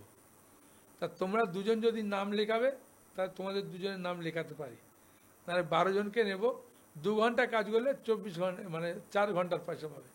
হ্যাঁ, কোনো চিন্তা নেই। তখন দুই বন্ধু চিন্তা করে, তবে ভালো, 2 ঘন্টা কাজ করলে 4 ঘন্টা পয়সা, ওভার টাইম বেশি নেবে না, তাই দুজন নিয়েছে। যে বন্ধু দার্জিলিংয়ে যাবে, সে কাজ করতে করতে সবসময় চিন্তা করছে দার্জিলিংয়ে যাব, ঝর্ণায় স্নান করব, ছেলে মেয়েদের নিয়ে আনন্দে থাকবো, খাবো, হ্যাঁ, সেলফি তুলবো, এই করব ওই করব, খুব আনন্দ করছে। আর যে বন্ধু মায়াপুর আসবে, ও চিন্তা করছে মায়াপুর যাব, রাধা মাধবকে দেখবো, গঙ্গায় স্নান করব, ছেলেদের নিয়ে প্রসাদ খাবো, খুব আনন্দ করছে। হ্যাঁ, দুজনেই যখন বেতন পেয়েছে, একই দোকান থেকে সবাই বাড়ির জিনিসপত্র কিনেছে, কাপড় টাপড় সব কিছু কিনেছে, সব কিছু কিনে যাচ্ছে। কিন্তু মৃত্যুর পরে দেখা যাচ্ছে একজন কর্মবন্ধনে আবদ্ধ হচ্ছে, একজন কর্মবন্ধতে মানে বেরিয়ে যাচ্ছে, মুক্ত হচ্ছে। বলছে কেন? বলছে এ যেহেতু ভগবান কেন্দ্রিক চিন্তা ভাবনা করেছে সবসময়, যে আমি এই 24 দিন সবসময় ভগবান কেন্দ্রিক চিন্তা করেছে। হ্যাঁ, আর ও দার্জিলিংয়ে জাগতিক চিন্তা করেছে, সেই জন্যে চিন্তার মাধ্যমে একজনের কর্মবন্ধনে আবদ্ধ হয়ে গেল, একজন কর্মবন্ধন থেকে মুক্ত হয়ে গেল। সেই জন্যই ভগবান কৃষ্ণ গীতার 9ম অধ্যায় এই 3য় অধ্যায়ের 9 নম্বর শ্লোকে সারাংশ দিচ্ছে, যজ্ঞার্থাৎ কর্মোন্নতর লোক অয়ং কর্মবন্ধন তদাত্ম কর্ম কন্তে মুক্ত সঙ্গ সমাচার। ভগবানকে কেন্দ্র করে যদি আপনি কর্ম করবেন, তাহলে কর্মবন্ধন থেকে মুক্ত হবেন। ভগবানকে কেন্দ্র করে যদি কর্ম না করবেন, তাহলে বন্ধন থেকে আপনি মুক্ত হতে পারবেন না, বন্ধনে আবদ্ধ হবেন। সেই জন্য আমাদের সব কিছু আলোচ্য বিষয় হচ্ছে কিভাবে আমার সব কিছু জিনিসকে ভগবানের সঙ্গে শুধু যুক্ত করে দেওয়া, আর কিছু না। সব কিছু ছাড়তে হবে না, খাওয়া দাওয়া, ঘুমানো, শোয়া আমরা যেমন করছি, আপনারা সব কিছু, গাড়ি বাড়ি টিভি আলমারি সব কিছু করতে পারেন। হ্যাঁ, কোনো কিছু অসুবিধা নেই, খালি ভগবানের সঙ্গে যুক্ত করে দেওয়া। হ্যাঁ, তাহলেই আমাদের জীবনটা কর্মের সঙ্গে আমরা ধর্মকে যুক্ত করে দিতে পারবো। হ্যাঁ, এটাই হচ্ছে মূল বিষয়। হরে কৃষ্ণ। প্রভুপাদ বলেছেন অনেকগুলো শূন্য শূন্য শূন্য ইকুয়াল টু শূন্য। শূন্য।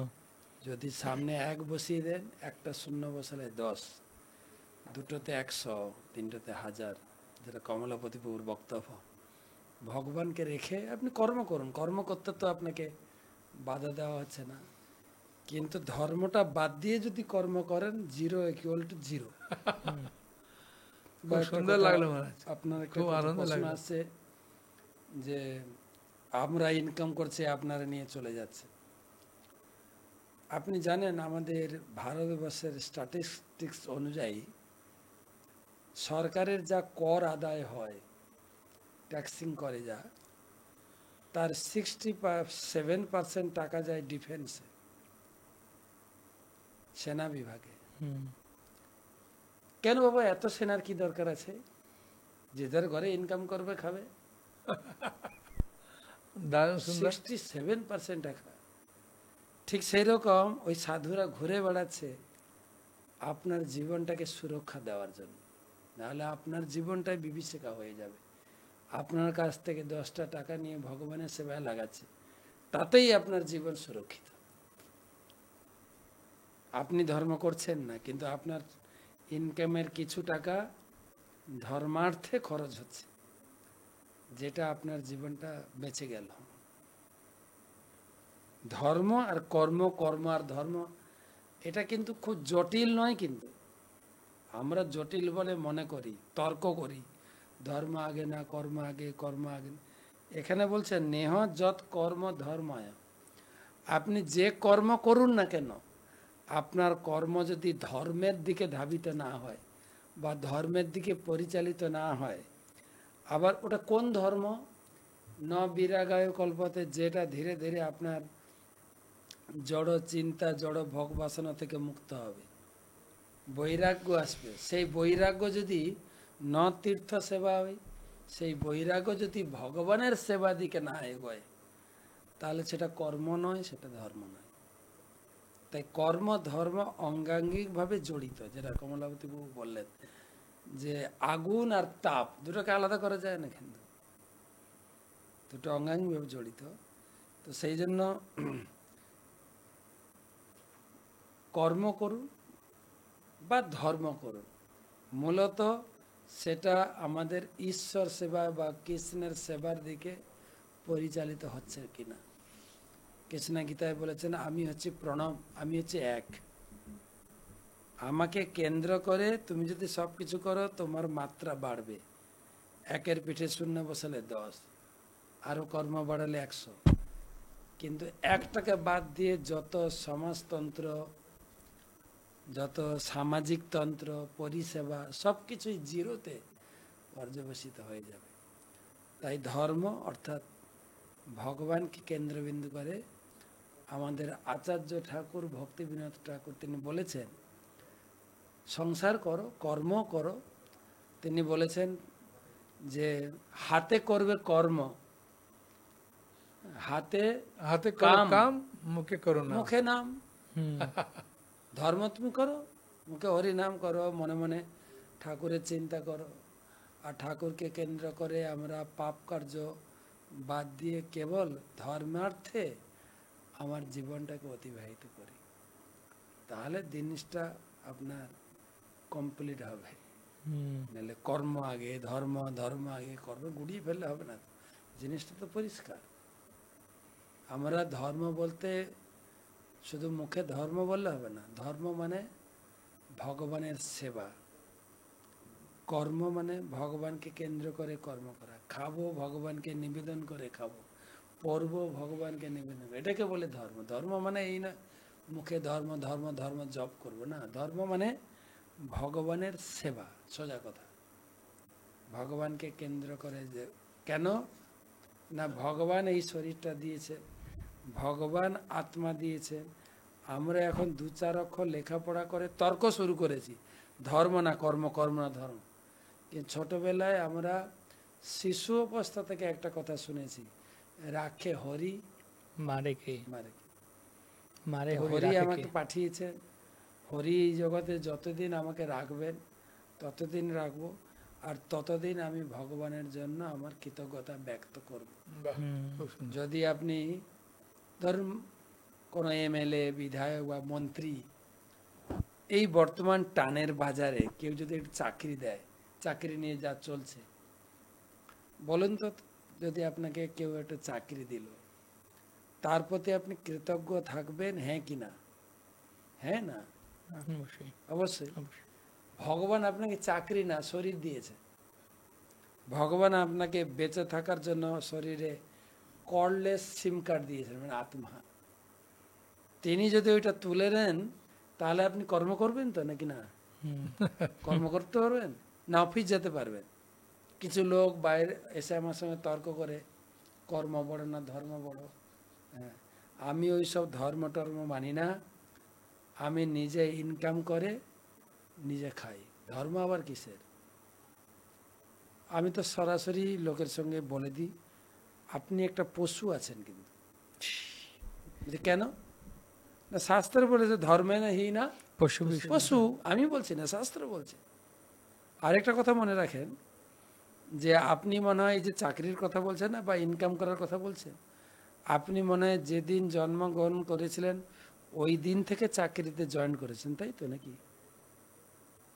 কি, কেননা একটা পশু যেদিন জন্মগ্রহণ করে কিছুক্ষণ চেষ্টা করে 5-10 মিনিটের ভিতরে দাঁড়িয়ে যায়, 2-4 বার পড়ে, ঠিক? তা আপনি নিশ্চয়ই পশু, তা নাহলে আপনি কি বলছেন যে আমি নিজের পায়ে দাঁড়িয়ে চলছি? বলুন তো, আমাদের নিজের পায়ে দাঁড়াতে কত বছর লাগে? নিজের পায়ে দাঁড়াতে বলতে ইনকাম করতে কত বছর লাগে? আপনি কখনো চিন্তা করেছেন? হিসাব করে কথা বলুন। আপনি যেহেতু বেহিসাবি কথা বলছেন, ধর্ম টর্ম মানি না, তো আপনার পাটা লম্বা নয়, পাটা গোল, মানে আপনি একটা পাগল। তো প্রশ্ন হচ্ছে, এগুলো একটা বৃথা তর্ক। ডিম আগে না মুরগি আগে, হ্যাঁ, ডিম আগে না, কর্ম আগে না ধর্ম আগে। এগুলো বাস্তবতা নেই। আরেকটা কথা আমার মনে পড়লো, দেখেন জগতে কিরকম লোক, ধরুন আপনার ভাই বা বোন সে ইংরেজি কোচিং পড়তে চায়, হঠাৎ ম্যাথমেটিক্স টিচারের কাছে পৌঁছে গেছে, স্যার আমাকে একটা ইংরেজিটা দেখিয়ে দেন না। তো গণিতের টিচার কি বলবে, আরে দুর্বোকা, আমি তো গণিত পড়াই, আমি তো ইংরেজি জানি না। তো ইংরেজি স্যারের কাছে যা। এবারে ইংরেজি স্যারের কাছে কি বলছে, স্যার বাংলাটা একটু দেখিয়ে দেন না। ইংরেজি স্যার কি বলবে, বলে দেবে না, ওকে গাইড করবে। তুই বাংলা টিচারের কাছে যা। তো এইখানে লোকে দেখেন, যখনই কোনো ধর্ম বিষয়ক প্রশ্ন জানে সবাই বলতে থাকে, কেউ বলবে না যে যারা ধর্ম চর্চা করে তাদের কাছে যাও। বলবে না, যে নিজে নিজে বল, ধর্ম আবার কি? ধর্ম মানে মানুষের সেবা করা, কর্মই ধর্ম, সংসার ধর্ম বড় ধর্ম। হ্যাঁ, একজন লোক এসে বলছে, শাস্ত্রে তো বলা হয়েছে সংসার ধর্ম বড় ধর্ম। আমি চিন্তা করি, শাস্ত্র তো আমরা পড়ি নাকি? মার কাছে মাসির বাড়ির গল্প শোনালে কেমন লাগে? আমি বলছি একটু বসেন, একটু কথা বলি। বলে সংসার ধর্ম বড় ধর্ম, আপনারা সংসার ধর্ম না করে বৈরাগী হয়ে ঘুরে বেড়াচ্ছে। প্রথম আমি উত্তর দিলাম, দেখেন সংসার ধর্ম বড় ধর্ম, সবার কপালে তো বড় ধর্ম জোটে না। আমার কপালে বড় ধর্ম নেই, তো আমি কি করে করবো বলে? বলছে না না, আমি ওই রকম বলতেছি না। আমি বলছি আপনি কি জন্য বলছেন যা বুঝতে পেরেছি, কিন্তু শাস্ত্রে কি বলেছেন? আর এটা শাস্ত্র কথা নয় কিন্তু, সংসার ধর্ম বড় ধর্ম, এটা কে বলেছেন? রামকৃষ্ণ দেব, রামপ্রসাদ। রামপ্রসাদ উনি বলে, এটা শাস্ত্রের কথা না তো, এটা লোকাচারের কথা কেউ বলেছে, আর ওটাকে আপনি ধরে নিয়ে করছেন। তাও যদি ধরেন, আমি ব্যাখ্যা করে বুঝাতে পারি আপনাকে। দেখেন 4টে আশ্রম, ব্রহ্মচর্য, গৃহস্থ, বানপ্রস্থ, সন্ন্যাস। ব্রহ্মচর্য হচ্ছে গুরু গৃহে গুরু সেবা করে, তার কোনো ইনকাম নেই, গৃহস্থের ইনকাম আছে। বানপ্রস্থ হচ্ছে রিটায়ার্ড লাইফ, আর সন্ন্যাস হচ্ছে সর্বনাশ, বাড়ি বাড়ি অন্ন খেয়ে ঘুরে বেড়ায়, কোনো কাজ নেই। তো 4 আশ্রমের ভিতরে শুধু গৃহস্থের ইনকাম আছে, বাকি 3 জনের কোনো ইনকাম নাই। তাই আপনি তো ইনকাম করছেন, আমি তো ব্রহ্মচারী, কিছু দেন আমাকে, তাহলে বড় ধর্ম। আপনি ইনকাম করে আপনার আশ্রম গৃহস্থ ছাড়াও বাকি 3 আশ্রমকে আপনাকে খাওয়াতে হবে, সেই দায়িত্ব গৃহস্থ গ্রহণ করে বলে সংসার ধর্মকে বড় ধর্ম বলা হয়। তো আপনি এগুলো মেনে চলুন, খালি মুখে বলে তো ধর্ম না, কর্ম না কি। যে বিষয়ে আপনার জানা নেই, জানার চেষ্টা করেন, শাস্ত্র পড়েন। যেটা রণজয়প্রভু একটা শ্লোক বললেন, যে কর্তব্য অকর্তব্য নির্ধারণে, ধর্ম অধর্ম নির্ধারণে শাস্ত্রই প্রমাণ। তসমাৎ শাস্ত্র প্রমাণন্তে প্রমাণন্তে কার্য কার্য বিধান। 16 অধ্যায় 24 নম্বর শ্লোক। 23-24 দুটো শ্লোক পড়তে হবে, যে আমি কি করব কি করব না, কি করা উচিত কি করা উচিত না, শুধু মুখে আওড়ালে তো হয় না। পড়ুন, সবকিছু আপনি পড়ে শিখছেন। ইঞ্জিনিয়ারিং হচ্ছেন পড়ে শিখছেন নাকি না? ঘরে বসে ইঞ্জিনিয়ারিং ধ্যান করে হয়ে যাবে। ডাক্তারি হচ্ছেন, আপনাকে ডাক্তারি পড়তে যাবে। ডাক্তারি বই কিনে ঘরে পড়ে আপনি ডাক্তার হতে পারবেন না। মেডিকেল বই পড়ে আপনাকে মেডিকেল কলেজে গিয়ে পাস করতে হবে। পাস করলেও আপনি ডাক্তার হবেন না, 2 বছর ডাক্তারদের পিছনে ঘুরতে হবে, ইন্টার্ন করতে হবে, তারপরে আপনি ডাক্তার হতে হবে। তো ধর্মতত্ত্বটাও সেরকম। আপনি প্রাথমিক গ্রন্থ গীতা পড়ুন, তারপরে ডিগ্রি গ্রন্থ ভক্তি বৈভব, ভক্তি শাস্ত্রী, কি বলে ভক্তি বেদান্ত, ভাগবতম করুন, আর পিএইচডি শাস্ত্র চৈতন্য চরিতামৃত পড়ুন, তবে ধর্মতত্ত্ব জানতে পারবেন। না হলে এই শুনে শুনে এর কথা ওর কথা ওর কথা, ওটা তো ধর্ম বিচার হয় না। আর এই কথা আপনি দু চারটা কি বলা যায় বোকা লোককে বুঝাতে পারেন, কি যারা ধর্মতত্ত্ব জানে তাদের কাছে আপনি বলতে গেলে আপনি পাল্টি খাবেন, কিন্তু একটু সাবধান থাকা উচিত। কি বলে না, মায়ের কাছে মামার বাড়ির গল্প শোনাচ্ছো, ধর্ম বড় না কর্ম বড়, করো ধর্মই শ্রেষ্ঠ। ধর্মে না হি না পশু, ধর্ম ছাড়া মানুষ পশু তুল্য। এই কথাটা মনে রাখলে বাকি জিনিসগুলো আপনার ক্লিয়ার হয়ে যাবে। যেটা বলা হলো, ধর্ম হচ্ছে জীবের একটা বৈশিষ্ট্য। যেরকম লবণের ধর্ম নোনতা, চিনির ধর্ম মিষ্টতা, মিষ্টতা বাদ দিলে চিনি হয় না, সেরকম মানুষের ধর্ম। এবারে ধর্ম জানতে গেলে মানুষের পরিচয় জানতে হবে। মানুষের পরিচয় জানতে গেলে শাস্ত্র পড়তে হবে। শাস্ত্র বলছে আমাদের এই দৈহিক পরিচয়টা ক্ষণিক, আমাদের আসল পরিচয় হচ্ছে আত্মিক, আত্মা। আত্মার ধর্ম হচ্ছে পরমাত্মার সেবা করা, আত্মা হচ্ছে পরমাত্মার অংশ।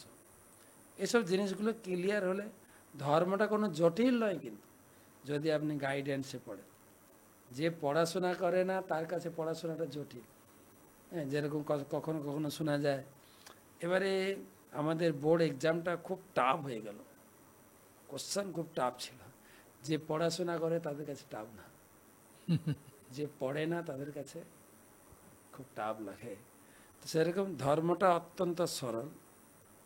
যাহ পড়ো ভাগবত বৈষ্ণব স্থানে। যেরকম ইঞ্জিনিয়ারিং হতে গেলে ইঞ্জিনিয়ার কলেজে পড়তে হবে, ডক্টর হতে গেলে মেডিকেল কলেজে পড়তে হবে, ধর্মতত্ত্ব জানতে হলে ধর্ম কলেজে আসুন, পড়ুন। সেখানে গেলে যারা ধার্মিক প্রফেসর তাদের আন্ডারে পড়ে ধর্মতত্ত্বটা জানতে পারবেন।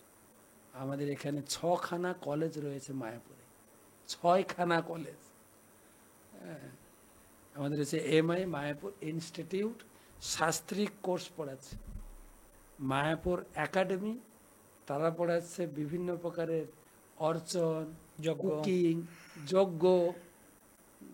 মায়াপুর মিউজিক্যাল কলেজ রয়েছে, যেখানে গান বাজনা বিভিন্ন ধরনের সাংস্কৃতিক কালচার শেখানো আছে। গীতা একাডেমি কেবলমাত্র গীতার উপরে রিসার্চ সেন্টার রয়েছে। এরকম 6খানা কলেজ আছে। আসুন, কলেজে পড়াশোনা করুন, ধর্মতত্ত্ব জানুন। কর্ম আপনাকে করতে হবে, কিন্তু ধর্ম মিশ্রিত কর্ম করেন, সেটা হবে ফলপ্রসূ। হরি বল। তাহলে আজকে আমরা অত্যন্ত মহারাজ সুন্দরভাবে অকাট্য যুক্তির দ্বারা আমাদের কাছে এটা প্রতিষ্ঠা করলেন। এই যুক্তির কাটা যাবে না। না, আমি আরেকটা ছোট্ট একটা পয়েন্ট বলছি। এটা শ্রী ভক্তিবিনোদ ঠাকুর ভক্তালোক গ্রন্থে বলছেন যে আপনি যে ইনকাম করছেন সেই ইনকামকে 5টা ভাগে ভাগ করতে হয়। হ্যাঁ, যদি কেউ মনে করেন 10,000 টাকা মাসে ইনকাম করে, তাহলে 2,000 টাকা তাকে ভগবানের সেবার জন্য রাখতে হয়, আর 2,000 টাকা বৈষ্ণব সেবার জন্য রাখতে হয়, 2,000 টাকা নিজের পারিবারিক সংসার চালাবার জন্য রাখতে হবে, হ্যাঁ, 2,000 টাকা অতিথিদের সেবার জন্য রাখতে হবে, আর 2,000 টাকা নিজের কর্মের জন্য, নিজের সঞ্চয়ের জন্য রাখতে হবে। এই 5টা ভাগে নিজের টাকাকে ভাগ করতে হয়। ভগবানের সেবা মানে আপনি কখন ভগবান মন্দিরে আসছেন, হ্যাঁ, তার যে খরচা, হ্যাঁ, যা কিছু আপনি করবেন। আর যদি আপনি বলেন যে পারিবারিক সেবা, পারিবারিক সেবার মধ্যে সংসার চালানোর কথা, যেগুলো টাকা লাগবে সেগুলো, তার মধ্যে আপনার বাড়িতে যে বিগ্রহ আছে তারও ফল আনার ওর মধ্যে ফেলতে হবে। বৈষ্ণব সেবা জন্য রাখলেন। অতিথি সেবা আমরা আত্মীয় স্বজন, শ্বশুর শাশুড়ি কেউ মারা গেল বা এই গেল তাদের জন্য। আর আর এক অংশ আপনার নিজের সঞ্চয়ের জন্য রাখতে হবে, কখনো কোনো বিপদ হলে এ করবে। তাই টাকা 5টা ভাগে ভাগ করলে তাহলে আপনাকে ভগবানের জন্য তো একটা অংশ রাখতেই হচ্ছে। ঠিক আছে না? বাহ। তো আমাদের সময় শেষ হয়ে গেল মহারাজ, কিন্তু প্রশ্ন অনেক রয়ে গেল, আরো অনেক প্রশ্ন রয়ে গেল, অনেক কিছু জানার রয়ে গেল। যদিও সবকিছু হয়ে গেছে, আপনার অকাট্য সবার যুক্তির দ্বারা মূল কথা বলে দিয়েছেন, তারপরেও পেছনে পেছনে লেজ লাগানো অনেক কিছু জানার থাকে। তাই আমরা মনে হয় এই বিষয়টাতে আমরা আরেকটা টপিক করতে পারি, এরপরেও আরেকটা সানডেতে আমরা এই বিষয় নিয়ে আরো অনেক কথা বেরিয়ে আসে। তো যাই হোক, তো সর্বশেষ কথা এটাই আমরা শুনলাম, বুঝলাম সবার কাছ থেকে আজকে, যে কর্ম করতে হবে, কিন্তু ধর্মযুক্ত কর্ম করতে হবে, এবং তারও আগে সেই ধর্মযুক্ত কর্মটা কি জানতে হবে। মানে নিজের, মহারাজ যেটা বললেন যে নিজের মন করা হবে একটা কিছু বলে দিলে হবে না, আগে জেনে শুনে বুঝে তারপরে যথাযথ উৎস থেকে, সোর্স থেকে জানতে হবে। নিজে যেরকম বাড়িতে বসে আমি যদি মেডিকেলের বই পড়ে আমি ডাক্তার হয়ে গেছি, কেউ আসবেন আমার কাছে ডাক্তারি চিকিৎসা করাতে, যে না উনার অমুক ডাক্তারের কাছে যাই, উনি ভালো ডাক্তার, কেন, কোথায় পড়েছেন, না উনি নিজে বাড়িতে পড়ে ডাক্তার হয়ে গেছেন, কেউ চিকিৎসা করাতে আসবে না। না, একজন মেডিকেল ইনস্টিটিউটে ভালো করে পড়ে তারপরে ডাক্তার, সরকারি স্বীকৃত ডাক্তার, ঠিক কিনা? তো একইভাবে যারা ধর্মতত্ত্ব আলোচনা করেন, যেটা মহারাজ বললেন, আমাদের মায়াপুরে বিভিন্ন ভাবে কোর্স আদি আছে, সেখানে আসুন, জানুন, শিখুন, যুক্ত হন, মহারাজের সাথে যুক্ত থাকুন। প্রতিদিনকার যে সান্ধ্যকালীন প্রবচন হচ্ছে, মহারাজ প্রবচন দিচ্ছেন, শ্রীপাদ কমলাবতী প্রবচন দিচ্ছেন, সকালবেলা ভাগবতম ক্লাস হচ্ছে, সন্ধ্যায় গীতা ক্লাস হচ্ছে, কত কিছু সুবিধা দেয়া হচ্ছে, ঠিক না? ডাকযোগে গীতা কোর্স আছে, ঘরে বসে বসে আপনি গীতা কোর্স করতে পারবেন। তো যেটা বলো, তর্ক করে লাভ নেই, তর্ক প্রতিষ্ঠা শ্রুতয়ো বিভিন্না নাসা বৃষির ইয়স্য মতম ন ভিন্নম ধর্মস্য তত্ত্বম নিহিতম গুহায়ম মহাজন ইয়েন গতস্য পন্থা। ধর্ম হচ্ছে গুহার মধ্যে লুকিয়ে আছে, ধর্মতত্ত্ব। কোন গুহায়? এই যে আজকে আমরা দেখলাম, আজকে আমাদের সামনে উপস্থিত 3জন মহাজন, ওনাদের হৃদয়রূপী গুহাতে যে ধর্মতত্ত্ব লুকিয়ে ছিল, আজকে আমাদের সামনে তুলে ধরলেন, বললেন।